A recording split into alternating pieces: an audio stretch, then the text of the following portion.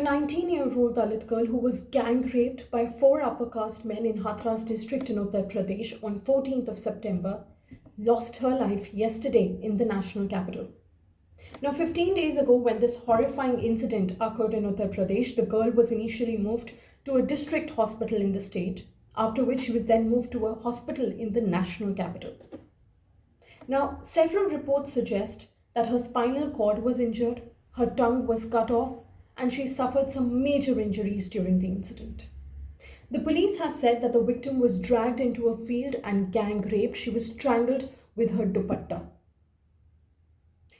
Four upper caste men of the women's village have now been arrested under charges of gang rape, attempt to murder, among other charges under the SC/ST Prevention of Atrocities Act. Now, it is not just the incident that is shocking, but also the series of events that followed. Soon after the girl lost her life, the Uttar Pradesh police decided to cremate her without the presence of her family members or relatives. The cremation took place late last night when the family members of the girl were locked up. Now, several visuals have gone viral on social media that show the relatives of the girl arguing with the cops, insisting to see their daughter for one last time. The mother of the daughter in multiple videos was shown crying profusely and also throwing herself on the ambulance which was carrying the body of her daughter. Now, multiple protests occurred outside the hospital in the national capital where the girl was admitted. People in large numbers gathered and chanted, "Hang the rapists." The brothers of the rape victim have said that the UP police took away their sister's body without their knowledge. The family of the girl has also alleged that this was a desperate cover-up attempt, as the UP police is now under the scanner for their alleged lapses and complete lawlessness in the state. According to the family, the police had at first accused the girl of lying about her injuries. The family of the girl has also alleged that the police had at first registered a case of attempt to murder and added the rape charges only a week after the incident, when the girl was in a condition to give a formal statement. Meanwhile, Uttar Pradesh Chief Minister Yogi has ordered the constitution of a 3-member special investigation team that will investigate the crime. The team has been given a deadline of 7 days to submit a report, and the case will be heard in a fast-track court. The Chief Minister has said that the decision was taken after Prime Minister Narendra Modi spoke to him and told him to take strict action against those responsible for the incident. Now, it is crucial to understand that in the Hathras rape case, what we are questioning is not the fact that the girl was a Dalit, whether she was a minority, whether she was in a rural area. We are not questioning what the accused did, but the fact that he could. Can we say that in such incidents, the state government has failed miserably to stop such incidents or crimes against women? Or can we say that the ineffectiveness of the state government has somewhere enabled such crimes against women?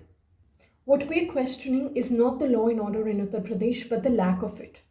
The Hathras rape case incident is just one of those few incidents that managed to make the headlines. There are several more incidents that occur on a daily basis in Uttar Pradesh, the state that has become the epicenter of crimes against women.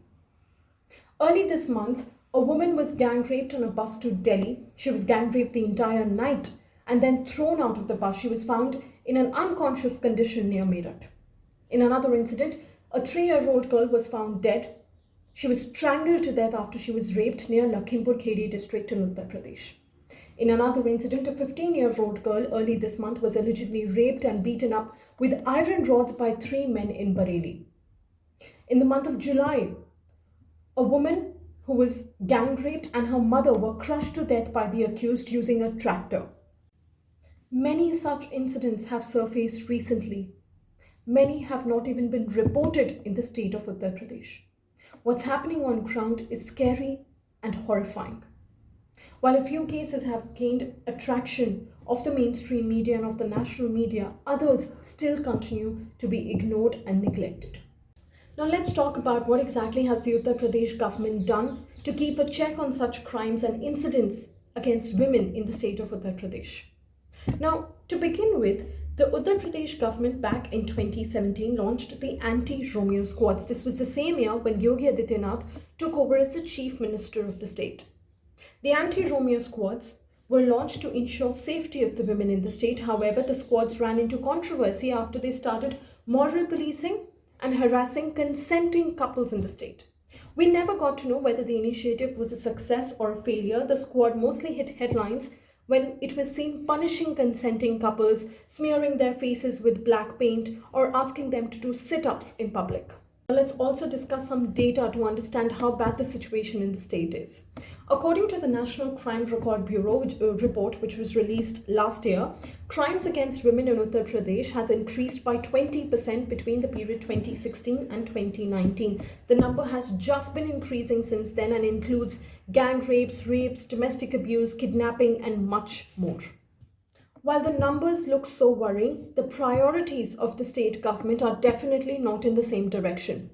According to a recent statement released by the state government, the Uttar Pradesh police had invoked the stringent National Security Act against 139 people in the state, of which 76 of them were for cow slaughter cases. Now, in a sharp contrast, the state police has invoked the NSA against 6 people in connection with crimes against women in the state of Uttar Pradesh.